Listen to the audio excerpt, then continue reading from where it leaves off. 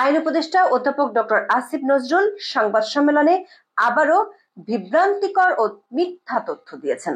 21শে জানুয়ারি তিনি সাংবাদিকদের বলেছেন, শেখ হাসিনাকে দেশে ফিরিয়ে আনতে ইন্টারপোলের মাধ্যমে রেড নোটিশ জারি করেছে অন্তর্বর্তী সরকার। কিন্তু ইন্টারপোলের তরফ থেকে যাচাই করে আমরা নিশ্চিত হয়েছি এটি ভুল ও মিথ্যা তথ্য। শুধু তাই নয়, ভারতের সাথে বন্দি বিনিময় প্রত্যার্পণ চুক্তির ভুল ব্যাখ্যাও তিনি দিয়েছেন সংবাদ সম্মেলনে। চলুন যাওয়া যাক বিশ্লেষণে।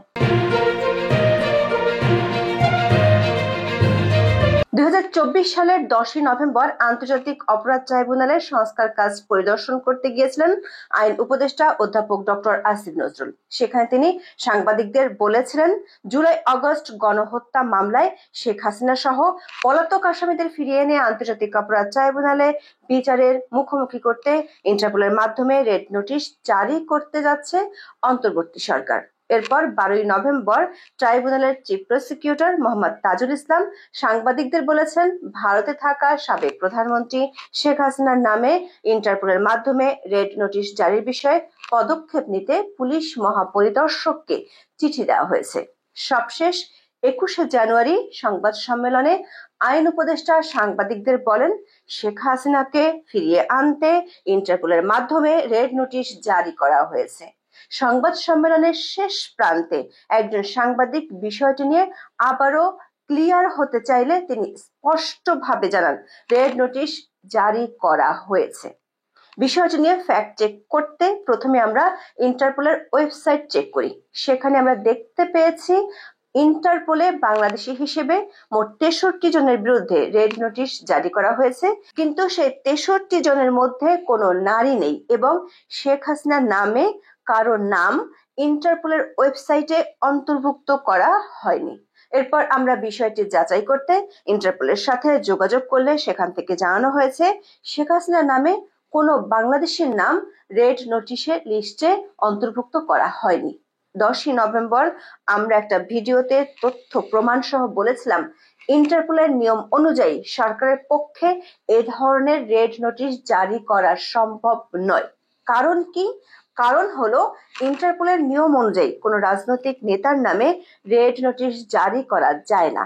ইন্টারপোল বিশেষজ্ঞ এবং অতীতে বাতিল হওয়া নোটিশগুলো ঘেটে আমাদের বিশ্লেষণ হলো, সরকারের পক্ষে ইন্টারপোলের মাধ্যমে কোনো রাজনৈতিক ব্যক্তিত্বকে ধরা সম্ভব নয়।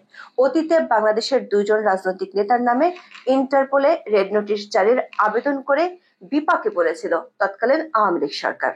একজন হলেন বিএনপির ভারপ্রাপ্ত ভাইস চেয়ারম্যান তারেক রহমান, অন্যজন কুমিল্লার মুরাদনগরের বিএনপির সাবেক সংসদ সদস্য কাজী মোফাজ্জল হোসেন কায়কোবাদ। বিএনপির ভারপ্রাপ্ত চেয়ারপারসন তারেক রহমানের বিরুদ্ধে 3 বার এই উদ্যোগ নিয়েও সফল হতে পারেনি বিগত সরকার। 2004 সালের 21শে আগস্ট গ্রেনেড হামলা মামলার পলাতক আসামি হিসেবে তারেক রহমান ও কায়কোবাদের বিরুদ্ধে ইন্টারপোলের কাছে রেড নোটিশ জারির জন্য চিঠি পাঠানো হয়েছিল 2015 সালে। ওই বছরের 13ই এপ্রিল তারেক রহমানের বিরুদ্ধে ইন্টারপোল রেড নোটিশ জারি করে। পরে তারেকের আইনজীবীর আবেদনের পর ইন্টারপোলের Commission for the Control of Interpol's Files বা সিসিএফ শাখা থেকে রেড নোটিশটি রিভিউ করা হয়। 2016 সালের 26শে জানুয়ারি নোটিশটি বাতিল করে ইন্টারপোল। 2019 সালের 25শে এপ্রিল তারেক রহমানের বিরুদ্ধে রেড নোটিশ জারির জন্য তাগিদ দিয়ে চিঠি পাঠানো হয় ইন্টারপোলে, কিন্তু ইন্টারপোল থেকে জানিয়ে দেওয়া হয় কোনো রাজনৈতিক ব্যক্তিকে ধরার নোটিশ ইন্টারপোল দিতে পারে না, কারণ ইন্টারপোল কোনো রাষ্ট্র বা সরকারের রাজনৈতিক এজেন্ডায় কাজ করে না। তখন ইন্টারপোল থেকে বাংলাদেশ পুলিশকে ভবিষ্যতে কোনো রাজনৈতিক ব্যক্তিকে ধরার জন্য ইন্টারপোলের সহায়তা না নেয়ার অনুরোধ করা হয়েছিল। 21শে জানুয়ারি সংবাদ সম্মেলনে ডক্টর আসিফ নজরুল আরো একটি বিষয় ভুল ব্যাখ্যা দিয়েছেন। সেটি হলো, তিনি বলেছেন, শেখ হাসিনাকে ফেরত চেয়ে পররাষ্ট্র মন্ত্রণালয়ের মাধ্যমে বাংলাদেশ সরকার ভারত সরকারকে চিঠি দিয়েছে। শেখ হাসিনাকে যদি ভারত সরকার ফেরত না দেয়, তাহলে সেটি হবে ভারত ও বাংলাদেশের মধ্যে বিদ্যমান বন্দি প্রত্যার্পণ চুক্তির সুস্পষ্ট লঙ্ঘন। আমাদের বিশ্লেষণ হলো, এখানেও ডক্টর আসিফ নজরুল বিভ্রান্তিকর তথ্য দিয়েছেন।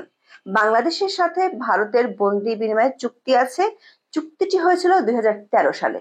2016 সালের চুক্তিতে নতুন একটি ধারা যোগ করা হয়, যার ফলে প্রত্যর্পণের প্রক্রিয়া আরো সহজ হয়। এখানে বলা হয় ন্যূনতম 1 বছরের সাজা হতে পারে।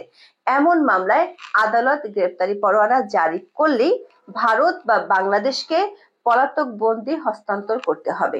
বাংলাদেশ চুক্তির 6 নম্বর ধারা অনুযায়ী ফেরত চেয়েছে এরই মধ্যে শেখ হাসিনাকে, কিন্তু সেখানে একটি যদি আছে।